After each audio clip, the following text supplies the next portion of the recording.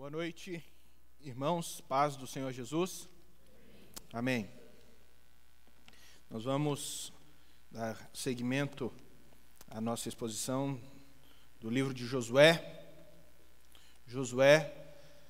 Hoje vamos meditar um pouco sobre o capítulo de número 4, capítulo 4 do livro de Josué. Então eu convido você a abrir a sua Bíblia comigo.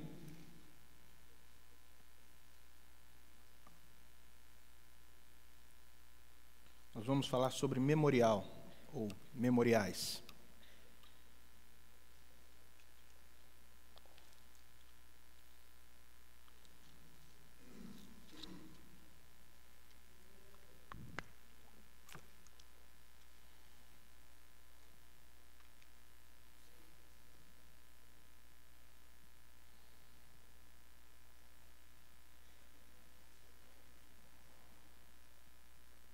Josué 4 diz assim o texto, a partir do versículo 1. Quando toda a nação terminou de atravessar o Jordão, o Senhor disse a Josué: escolha 12 homens dentre o povo, um de cada tribo, e mande que apanhe 12 pedras no meio do Jordão, do lugar onde os sacerdotes ficaram parados. Levem-nas com vocês para o local onde forem passar a noite. Josué convocou os 12 homens que escolhera entre os israelitas, um de cada tribo, e lhes disse: passem adiante da arca do Senhor, o seu Deus, até o meio do Jordão. Ponha cada um de vocês uma pedra nos ombros, conforme o número das tribos de Israel. Elas vão servir de sinal para vocês.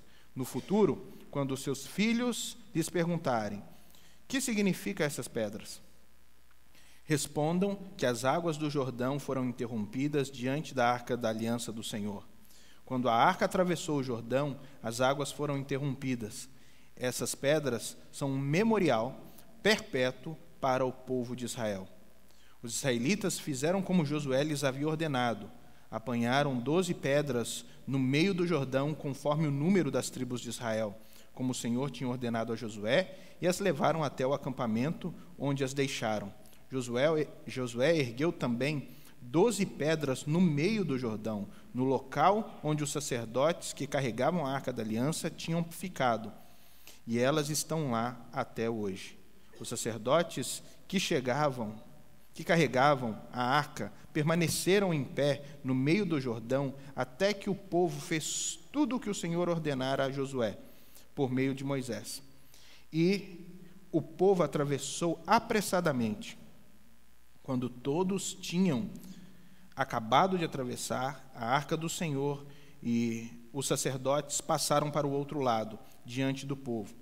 Os homens das tribos de Ruben, de Gade e a metade da tribo de Manassés atravessaram preparados para lutar, à frente dos israelitas, como Moisés os tinha ordenado. Cerca de 40.000 homens preparados para a guerra passaram perante o Senhor rumo à planície de Jericó.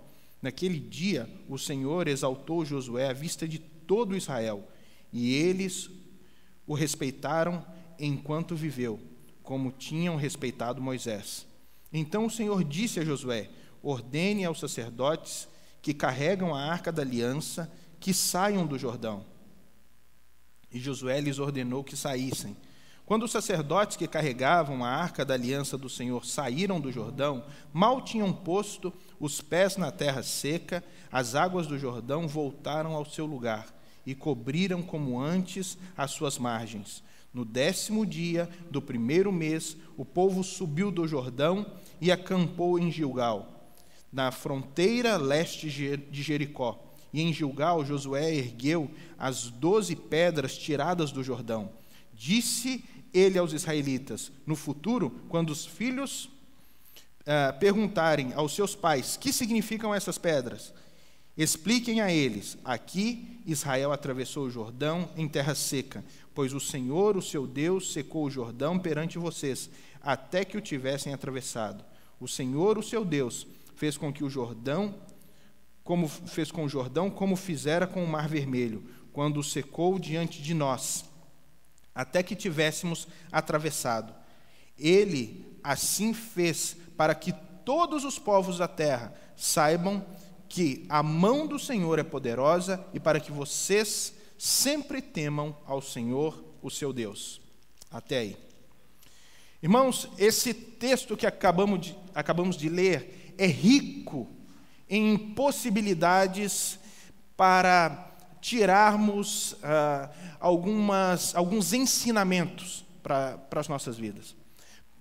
Alguns ensinamentos como a fidelidade do Senhor em fazer com que o povo realmente alcançasse toda aquela promessa que Deus já havia um dia feito a Israel, muito antes de Israel estar cativo no Egito. Agora nós estamos vendo a concretização, a realização de toda essa promessa de Deus, quando Deus ainda, lá em Abraão, um nômade, que peregrinava por toda aquela terra de Canaã, recebeu a promessa de Deus, de que aquela terra seria dada a ele e aos seus descendentes. Agora, alguns séculos depois, está sendo concretizada pela promessa de Deus. Isso nos mostra a fidelidade do Senhor, a fidelidade de Deus com o seu povo e com a sua palavra.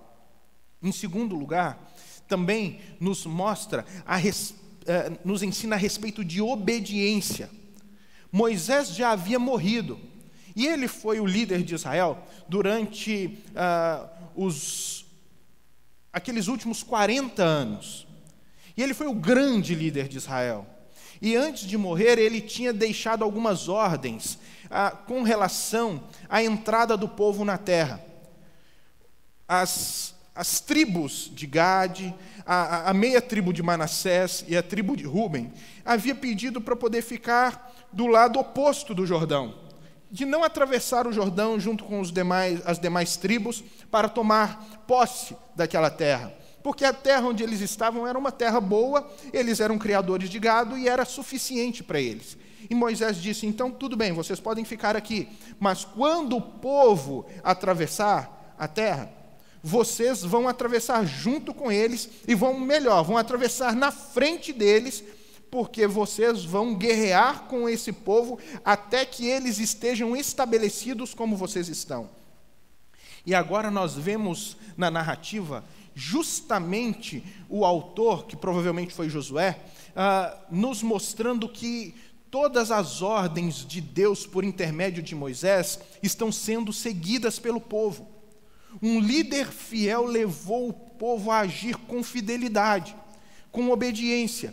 E essas tribos, Ruben, Gade e Manassés, atravessam primeiro cerca de 40 mil homens armados na frente do povo. Isso nos fala muito a respeito da nossa postura como comunidade, como santos de Deus, como igreja do Deus vivo, como servos do Senhor.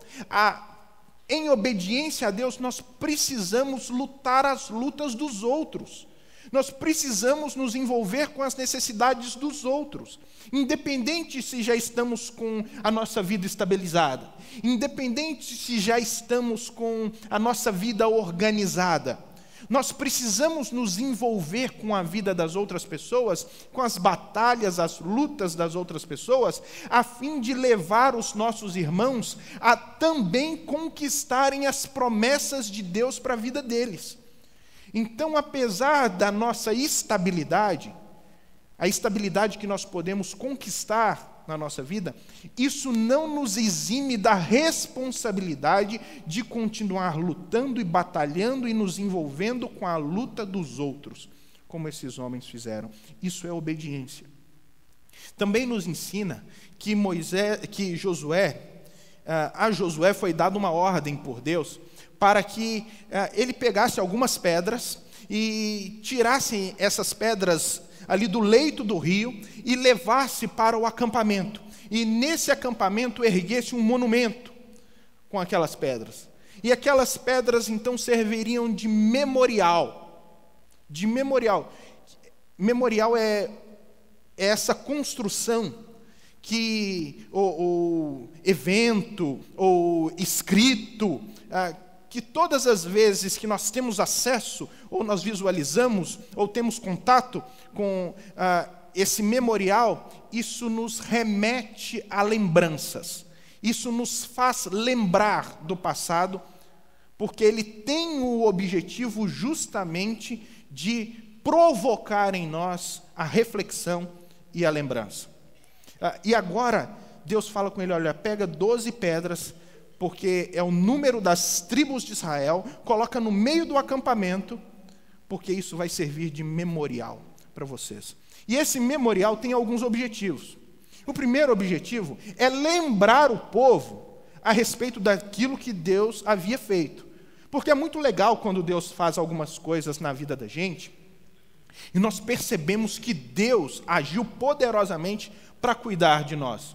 Eu acho que todos aqui poderiam agora, nesse momento, fazer disso aqui um memorial e se lembrar de um tempo específico na vida de cada um aqui, aonde você percebe que Deus agiu poderosamente para cuidar de você, para salvar você, para livrar você. Ele agiu poderosamente para demonstrar o amor dele por você. Eu acho que todos aqui temos condições de refletir nessa noite sobre momentos assim. A grande questão é que nós temos essa facilidade de nos esquecer. À medida que o tempo passa, nós nos esquecemos. Quando aquilo ainda está muito presente na nossa vida, o tempo ainda não passou, nós ainda nos ligamos àquele momento através de sentimentos, de emoções. Mas à medida que esse sentimento vai acalmando, vai se esfriando, nós temos a tendência também de ir nos esquecendo. Agora essas pedras são colocadas ali para que o povo não se esquecesse que Deus abriu o Rio Jordão. Deus deteve as águas do Jordão. E isso é um milagre extraordinário. Mas não era só para lembrar aquela geração. Serviria de memorial para as próximas gerações. Todos os filhos daquelas pessoas que passassem por ali e olhassem e falassem assim, mas que monte de pedra é essa aqui? Os pais teriam condições de usar aquilo como uma metodologia didática para ensinar os filhos a respeito da fé em Deus. E ali, então, o texto vai nos ensinar. Josué vai dizer, nos últimos versículos, olha, quando os filhos de vocês perguntarem, vocês vão dizer a eles que o Senhor secou as águas do Jordão e fez com que esse povo entrasse, o seu povo entrasse e tomasse posse da terra prometida. Assim como ele fez com o Mar Vermelho. Assim como ele fez com o Mar Vermelho. Opa, peraí, então tem uma outra história?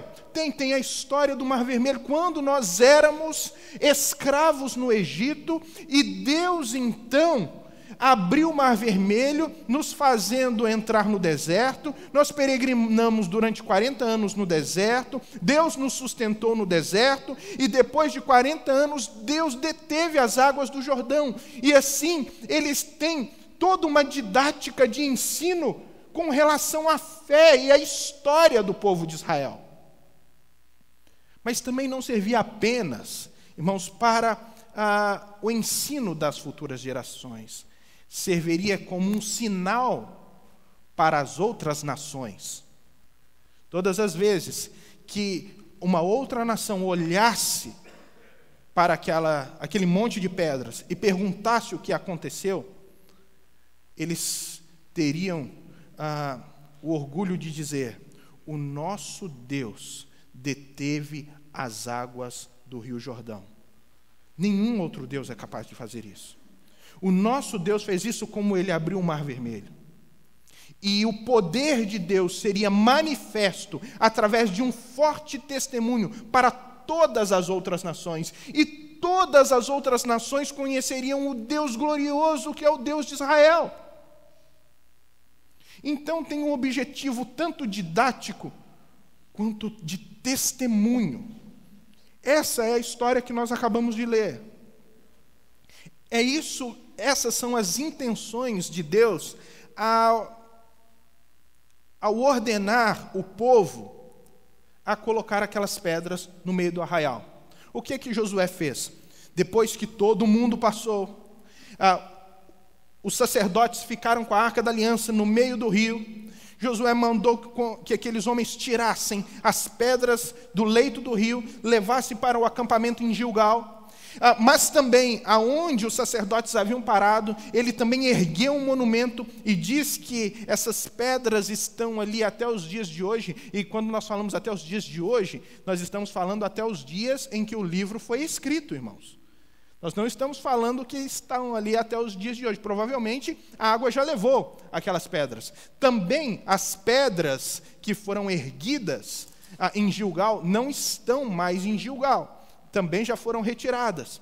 Mas atenderam ao propósito de preservação do testemunho de Deus no meio do povo naquele tempo, que era o objetivo.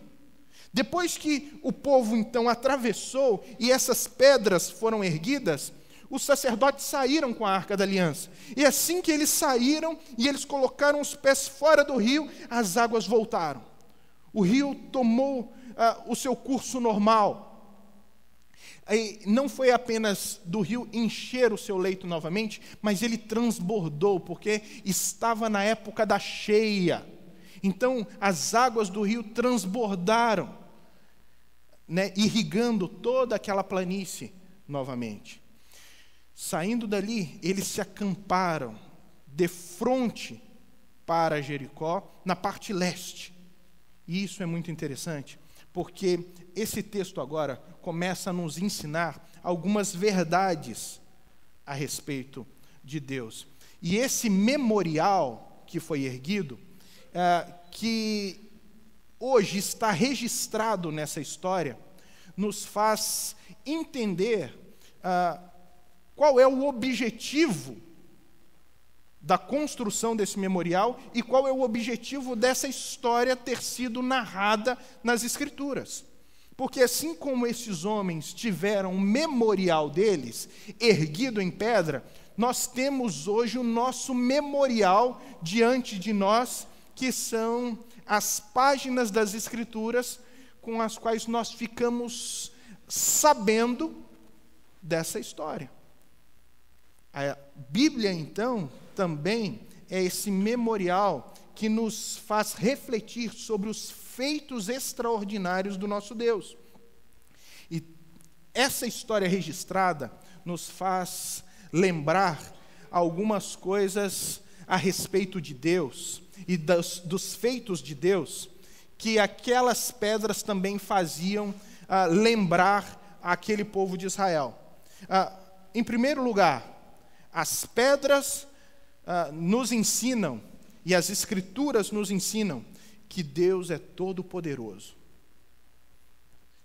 Somente Deus, irmãos, pode deter as águas de um rio em uma muralha, a mais ou menos 20 quilômetros de distância, para que um povo inteiro passe com todos os seus bens, com todos os seus filhos, com tudo o que eles tinham, com todo o seu gado, para o outro lado, para a outra margem, cerca de 1 a 2 milhões de pessoas atravessando juntos esse rio. Somente Deus pode fazer um ato desse, um ato extraordinário desse. E o mais bonito é que o autor ele tem o cuidado de dizer que esse feito aconteceu no dia tal do mês tal, e que quando eles saíram e atravessaram o rio, eles se situaram em Gilgal, na parte leste, de frente para Jericó. O que o autor está dizendo? Ele está nos mostrando que essa história não é apenas um mito, irmãos. Não é um conto de fadas. Não é como a construção mitológica de muitas outras histórias de divindades. Ele está localizando esse feito extraordinário de Deus, esse feito poderoso de Deus no espaço e no tempo. E está dizendo, olha, esse Deus, ele age poderosamente no mundo, na nossa história, na nossa vida. Não é apenas uma história que vai ser contada de geração em geração. Não é apenas mais um mito que vai ser contado de geração em geração. Veja só, tem dia, tem hora, tem local que isso aconteceu. O que ele está dizendo é que a ação de Deus é verdadeira na vida do seu povo. Esse Deus Todo-Poderoso, ele age poderosamente para suprir, guardar e cuidar do seu povo. E esse cuidado de Deus para com o seu povo é demonstrado através desses feitos extraordinários, demonstrando que nada é impossível para esse Deus. Nada pode deter a mão desse Deus. Esse Deus, ele faz o que ele quer, na hora que ele quer, do jeito que ele quer.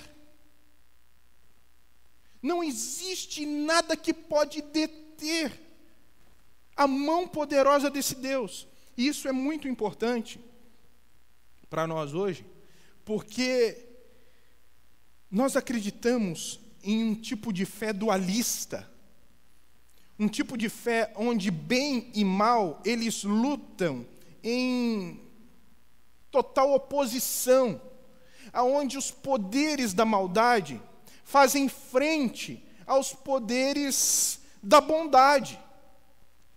Nós somos levados a entender os poderes de Deus e os poderes das trevas como um tipo de filme hollywoodiano, onde bem e mal se contrapõem com forças basicamente equivalentes. E não é essa a história do poder de Deus. Aqui está mostrando que Deus, ele tem todo o poder e que nenhum poder pode se comparar ao poder de Deus.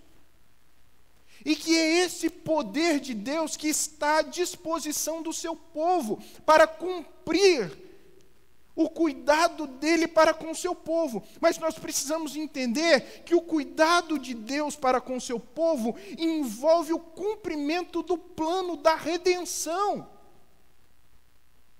Que Deus fez o que fez porque ele tinha um propósito. E o propósito era preparar um povo para a vinda do seu filho, que nasceria no meio desse povo. Então, toda a ação de Deus na nossa vida tem um propósito maior. Por trás da nossa história, acontece uma meta-história, que é a meta-história da redenção de Deus do seu povo. Você está construindo a sua história, mas ao mesmo tempo, paralelamente à sua história individual, Deus está mostrando a história dele agindo no mundo para a salvação da humanidade. E você é testemunha dessa ação de Deus para a salvação da humanidade. Porque Deus está agindo na sua vida para a salvação do mundo. É como nós olhamos aqui para o povo de Israel. Quando o autor estava escrevendo o livro de Josué, como eu disse, provavelmente Josué, a intenção dele era registrar a história do povo de Israel. Como, por exemplo, os livros dos reis. A intenção era registrar a história dos reis de Israel. Como, por exemplo, o livro das crônicas. Também a intenção era registrar as histórias dos reis de Israel. Cada livro que nós temos na Bíblia, no Antigo Testamento, que são chamados livros históricos, tem uma intenção: registrar a história do povo ou de uma pessoa. Mas por trás da história dessa pessoa, nós temos uma outra história sendo contada, que é a história principal, que é a história de Deus salvando a humanidade, que é a história da redenção que acontece junto de maneira concomitantemente com a história do povo que se desenvolve em cada um desses livros. Assim acontece na nossa vida também. A nossa história está sendo construída e, junto com a nossa história, Deus está dando testemunho dele ao mundo de que ele é um Deus que salva. E salva pelo seu poder, salva porque ele é todo-poderoso. O segundo ensinamento que nós tiramos das pedras e desse texto registrado na Bíblia é que Deus não age da mesma forma todos os dias. E às vezes nós temos essas expectativas de que Deus vai agir da mesma maneira todos os dias. Se Deus abriu o Mar Vermelho, ele precisa abrir o Mar Vermelho hoje. Se Deus abriu o Rio Jordão, ele vai abrir o Rio Jordão hoje. Mas, apesar de Deus poder fazer qualquer coisa, porque ele é todo-poderoso, os seus feitos, eles são apenas para a revelação de si mesmo durante a história da redenção. Quando Deus ele abre o Mar Vermelho, ele tem a intenção de fazer com que as outras nações e o próprio povo de Israel conheçam o caráter santo dele. Quando ele abre o Rio Jordão, ele tem a intenção de expor ao povo e revelar ao povo quem ele é. E assim memoriais são construídos, memoriais são escritos, como por exemplo cada livro da Bíblia. Mas à medida que o caráter de Deus, ele é conhecido através de memoriais, já não existe mais a necessidade de Deus operar extraordinariamente para se revelar ao seu povo, porque o memorial é suficiente para fazer com que o povo olhe para trás, conheçam as histórias, conheçam os feitos de Deus, se liguem por fé a esses feitos e então creiam no caráter santo, bondoso e amoroso desse Deus que cuida do seu povo. Então nós não precisamos mais esperar que Deus abra o Mar Vermelho ou que Deus abra rios para nós atravessarmos, para conhecermos o seu poder. Nós conhecemos o seu poder porque ele é revelado em cada página da Escritura Sagrada. E essa Escritura que dura, que é o grande memorial, o memorial eterno dos feitos de Deus, são suficientes para abastecer e regar a nossa fé. Então nós não precisamos contar com Deus agindo da mesma maneira, apesar dele poder agir assim. Ele é todo poderoso para agir assim. Mas a nossa fé não precisa e não pode estar pautada nisso, mas sim ligados a esse memorial maior, que são as Escrituras Sagradas, e que são suficientes para poder abastecer a nossa fé. Elas são, hoje, os registros desses sinais. Assim como nós temos, o povo tinha aquelas pedras que os filhos passavam, e perguntavam: pai, para que essas pedras? Os pais tinham motivo, então, para contar a história da revelação de Deus, a história da graça de Deus, a história dos feitos de Deus. Hoje nós temos a Bíblia. Porque todas as vezes que o seu filho perguntar: pai, por que o senhor se interessa tanto pela Bíblia? Mãe, por que a senhora carrega tanto a Bíblia? Por que essa Bíblia é tão importante para a senhora, para a sua vida? Por que essa Bíblia é tão importante para a sua história? Pai, mãe, vocês têm motivos suficientes para sentar com os filhos de vocês e contar a história da revelação de Deus, a história do poder de Deus demonstrado em benefício do seu povo, a história da redenção, da salvação e da graça de Deus. A Bíblia hoje é esse nosso memorial. Nossa fé, ela está ancorada na confiança de que Deus pode fazer todas as coisas do jeito que Ele quiser, e que todas as formas que Ele agir, Ele age por um único motivo: porque Ele nos ama. Porque a Bíblia vai dizer que todas as coisas cooperam para o bem daqueles que amam a Deus e são chamados segundo o seu propósito. Tudo o que Deus fizer, Ele faz por amor, Ele faz por graça, Ele faz por misericórdia para com o seu povo. E nós precisamos confiar nisso. Nós precisamos confiar no caráter desse Deus. Em terceiro lugar, esse texto e as pedras nos fazem refletir sobre a necessidade de nos lembrarmos de Deus, porque nós nos esquecemos facilmente de Deus. Nós nos esquecemos facilmente de Deus. É interessante que Deus fala, olha, Josué, pega essas pedras, coloca lá no meio do arraial, porque o povo precisa lembrar de mim. Sabe por quê, Josué? Porque esse povo vai esquecer de mim. Porque o povo de Deus se esquece facilmente de Deus. Foi assim desde o começo. Foi assim desde o princípio. Quando nós vemos Deus criando Adão e Eva, e logo depois nós vemos a história da queda, nós percebemos que Deus ele é esquecido. Logo depois da história da queda, parece que Deus é esquecido. Porque a Bíblia vai relatar que voltou-se a buscar o nome do Senhor somente quando Sete nasceu. Talvez pela desilusão de Adão e Eva de ter perdido um filho assassinado, Abel. Mas quando Sete nasceu, foi recobrado o ânimo. O vigor espiritual voltou para os dois. Mas logo depois nós vemos no tempo de Noé, que Deus também havia caído no esquecimento. Num mundo inteiro, com milhares de pessoas, Deus era Deus de um homem só. Deus era Deus de Noé.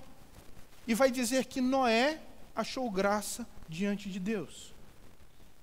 Deus era Deus de um homem só, em um mundo inteiro. Toda a humanidade havia se esquecido de Deus. Deus então recomeça tudo com Noé. Passa um tempo, parece que novamente Deus cai no esquecimento.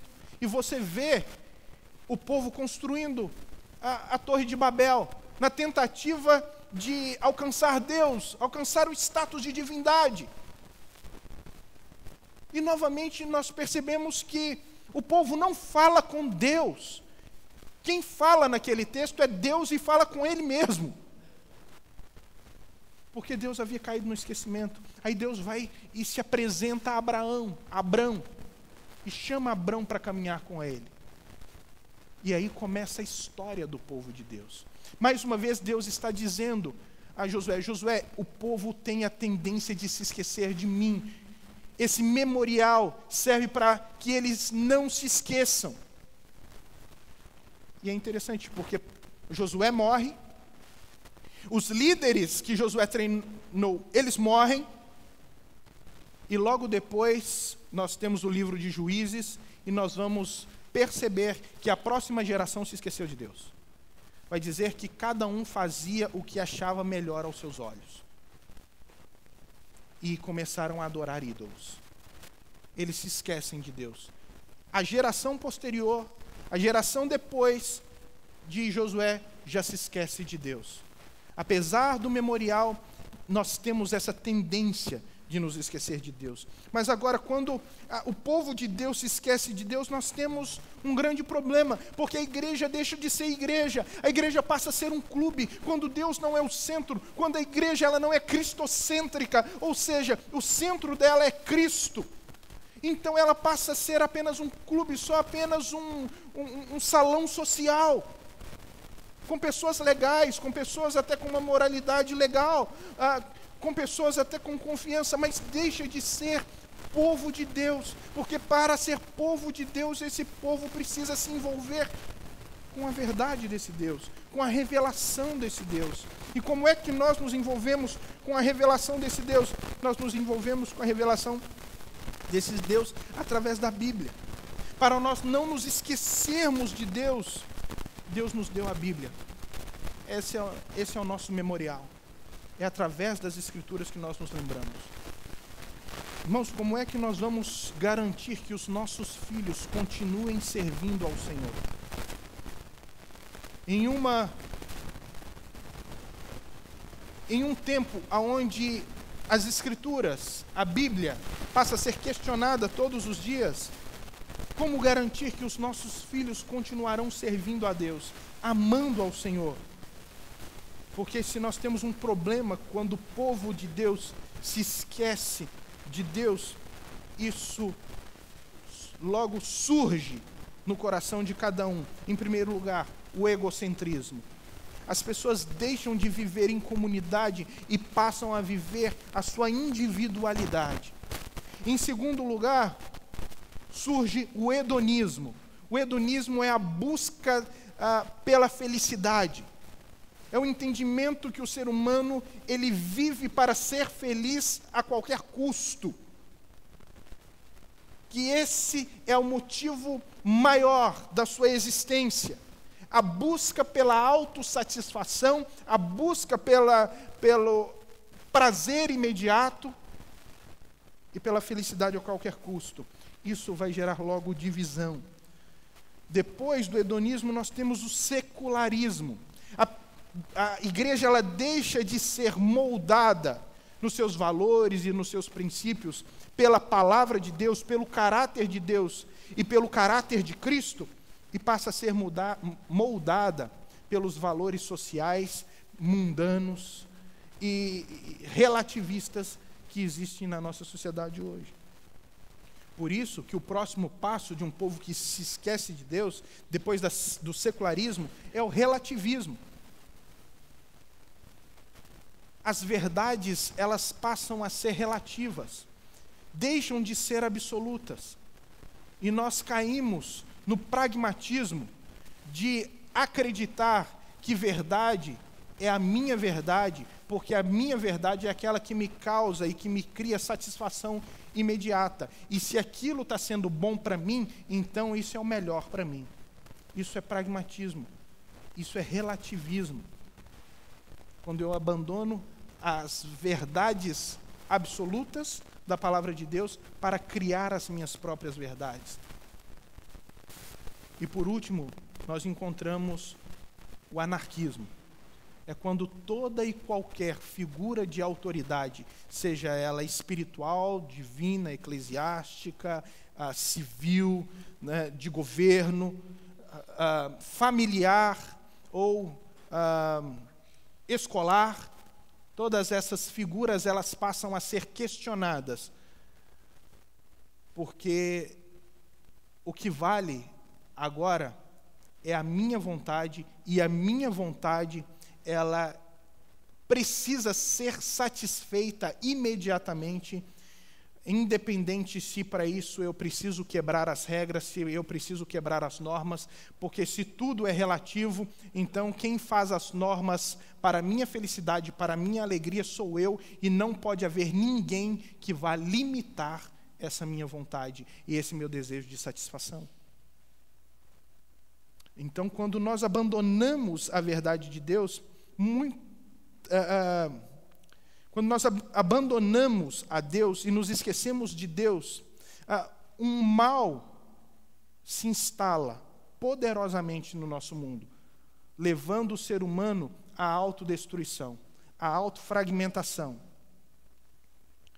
E nós precisamos de Deus e das verdades de Deus para podermos atuar completamente em oposição a essa realidade, para trabalharmos em comunidade e não permitirmos que a divisão ela ocorra. Em quarto lugar, nós aprendemos com o texto e com as pedras que foram erguidas no meio do povo, que o nosso socorro, ele vem do Senhor. O nosso socorro, ele vem do Senhor. Meus irmãos, eu não sei se vocês têm percebido o movimento social, educacional, de valores, princípios, que estão sendo sorrateiramente e talvez não mais sorrateiramente, mas agora já descaradamente implantados na nossa sociedade. E principalmente implantados para a construção do caráter, dos valores e das ideologias dos filhos de vocês. Todas essas perspectivas estão sendo lançadas na nossa sociedade a fim de criar uma sociedade que hoje é designada como sociedade pós-cristã. Nós tínhamos uma sociedade cristã, uma sociedade que ela foi construída a partir dos valores cristãos. Só que agora a filosofia, o entendimento social, a sociologia entende que essa realidade está sendo superada. Nós já estamos vivendo um momento em que a sociedade está repudiando todos aqueles valores cristãos sobre os quais ela foi construída.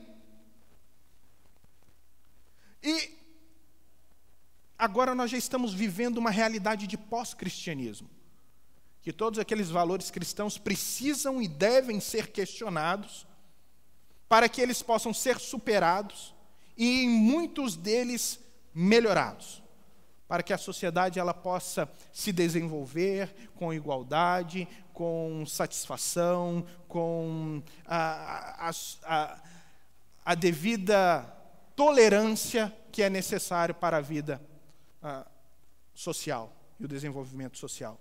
Esses são os princípios. A minha pergunta para você é o seguinte: quando você vai colocar o seu filho na escola, provavelmente você faz a análise do currículo daquela escola. Por quê? Porque você quer que o seu filho tenha uma boa fundamentação escolar, certo? Uma boa escolarização. Você não apenas analisa o currículo, mas você quer saber a metodologia de ensino daquele colégio. Qual é a metodologia de ensino que esse colégio ele nos fornece para que possamos, então, dar aos nossos filhos a melhor qualidade educacional possível? Nós começamos a pensar, quais são os valores que esse colégio ele tem? São valores cristãos? Não são valores cristãos? Tudo isso nós colocamos na balança para poder permitir que os nossos filhos tenham a melhor qualidade educacional possível. Tudo isso nós analisamos, ou pelo menos deveríamos analisar no momento de colocar os nossos filhos nas escolas. Agora eu pergunto você se preocupa com a qualidade educacional do seu filho, porque você quer que o seu filho tenha o melhor futuro possível, que o seu filho seja um profissional de sucesso, que ele tenha acesso a uma profissão de destaque e que ele consiga ter uma ascensão social que dê a ele uma qualidade de vida que possa garantir a ele um futuro de qualidade. É isso que você quer. Agora eu pergunto para você, como é que você está analisando e desenvolvendo o futuro do seu filho na perspectiva de que o futuro dele depende do conhecimento de Deus? Como é que você analisa os métodos que você cria para ensinar o seu filho a palavra de Deus? Quais são os memoriais que você cria para que ele se lembre de que Deus é um Deus bom, para que ele se lembre de que Deus fez algo extraordinário na sua vida? Ele tirou você do Egito, da escravidão do pecado, e trouxe você, e está levando você para Canaã celestial, e que você está transpondo os rios, os mares vermelhos da vida.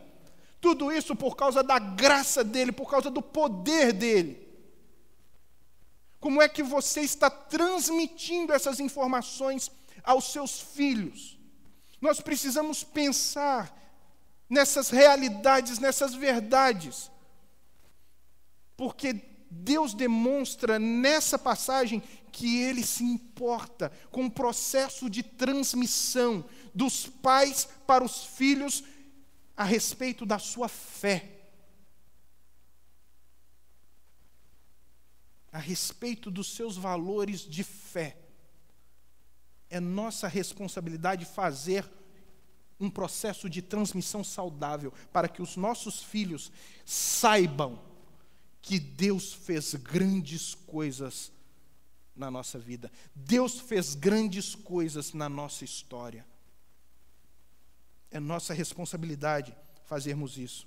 No mundo onde nós vivemos o pós-cristianismo, se nós não fizermos isso, as verdades que chegarão até eles serão verdades relativizadas, verdades secularizadas, e essas verdades, que na verdade são mentiras, construirão o pensamento, o raciocínio lógico deles, o caráter deles, e depois nós não sabemos o porquê que os nossos filhos não querem mais saber da nossa fé.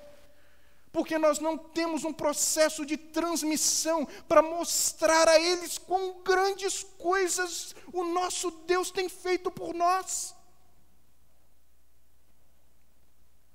Como o nosso Deus é importante na nossa história. Porque nós nos esquecemos do Deus que agiu na nossa história. E nós guardamos a nossa história só para nós mesmos.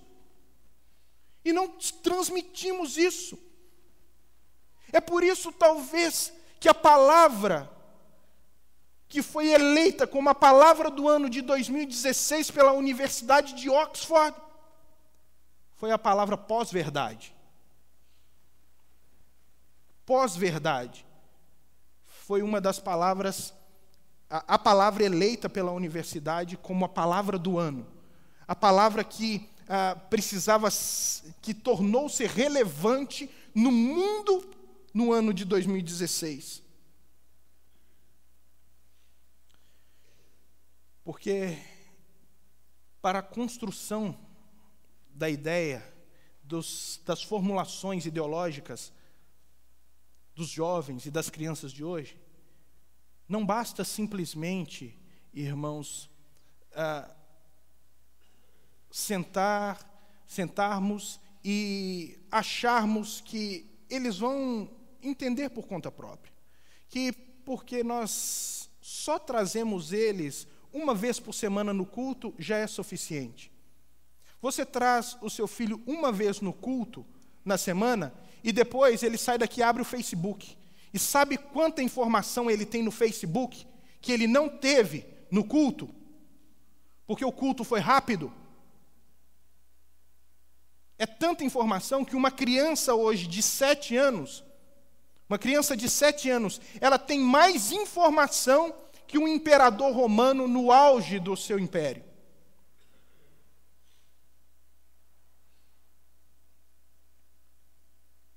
E nós achamos que só trazer a criança no culto é suficiente. A igreja é esse apoio à família para o ensino das Escrituras. Mas cada um precisa assumir a responsabilidade de criar o hábito de apresentar o memorial da Bíblia aos seus filhos nos lares, para a construção da sua vida com Deus, da sua intimidade com Deus.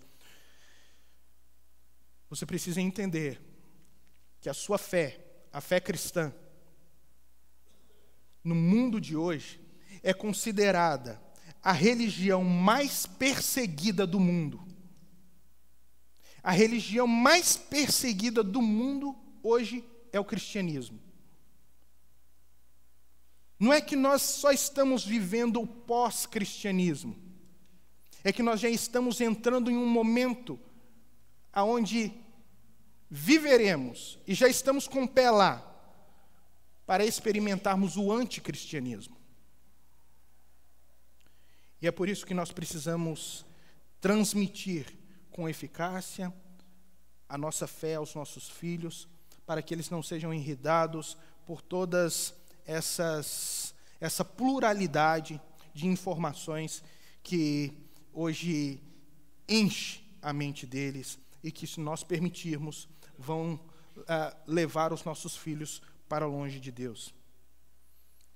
Com isso, irmãos, olhando para essa realidade, é a mesma coisa de nós chegarmos diante do Rio Jordão e falar assim: poxa, e agora, como é que atravessa isso? Porque olhar o mundo e toda essa massificação de informação é chegar diante de um rio e perceber que é intransponível.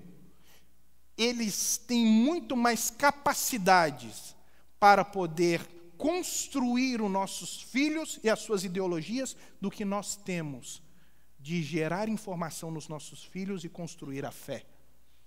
É por isso que nós precisamos confiar em Deus e saber que Ele é o nosso socorro. Porque quando estamos diante de Rio Jordão, nós precisamos crer que Deus para as águas.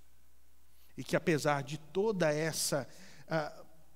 esse sistema que se levanta contra a verdade cristã, Deus ainda na história se demonstra como aquele que guarda o seu povo diante de qualquer problema, diante de qualquer situação adversa. Deus é poderoso e sempre agirá para guardar e preservar o seu povo. Porque é isso que Ele faz durante a história. Deus sempre guardou o seu povo e sempre irá guardar.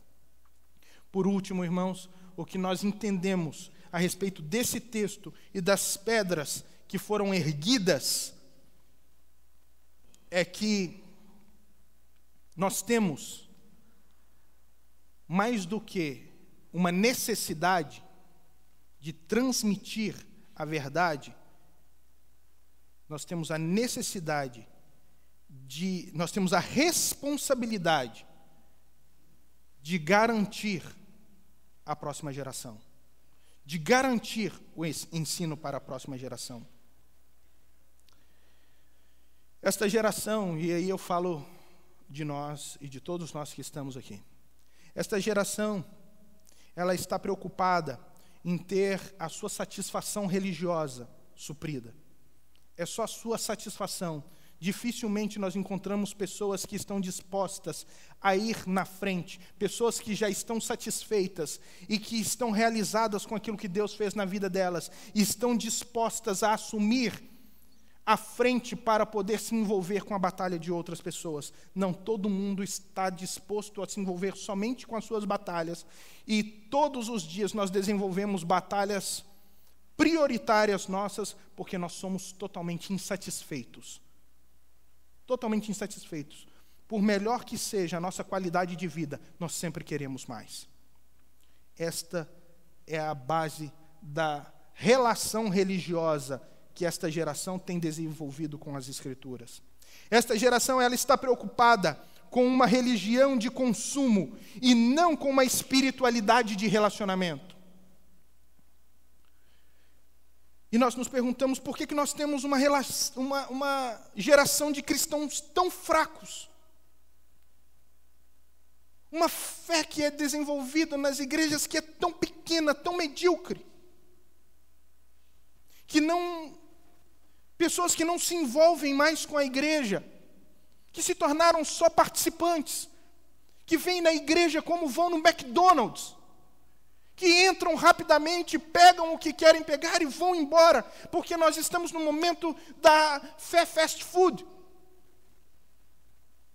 Por que nós temos uma geração tão fraca como essa? Uma geração que participa dos cultos apenas porque tem alguma necessidade, e não porque tem prazer na comunhão e na adoração. Que acreditam que a igreja é um lugar de barganha com Deus, que só vem aqui para poder pedir coisas para Deus, e não para poder doar a sua vida para Deus, não para poder entregar a sua vida para Deus e para dizer: Deus, o Senhor precisa de mim para quê? Não temos mais uma geração de Isaías que levanta a mão: Deus, eis-me aqui, envia-me a mim. Eu sei que eu sou pecador, mas o Senhor pode me purificar. Por que nós temos essa geração? Uma geração que adora a Deus, que adora um Deus que nem conhecem de verdade, que conhecem a Deus só por frases de camiseta, que conhecem a Deus por frases de Facebook. Por que nós temos uma geração assim?